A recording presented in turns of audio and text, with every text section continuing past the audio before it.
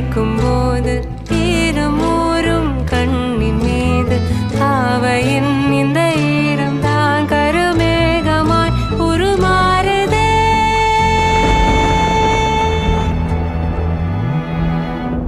காணல் ஆகுமோ காரிகை கனவு, தாகம் தீர்க்குமோ கோடையின் நிலவு.